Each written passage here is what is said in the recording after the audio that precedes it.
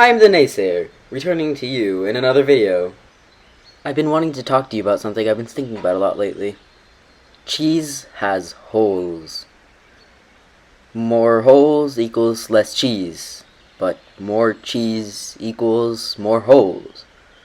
So, does that mean that more cheese also equals less cheese? Subscribe to follow me on my journey through horse philosophy. Nay.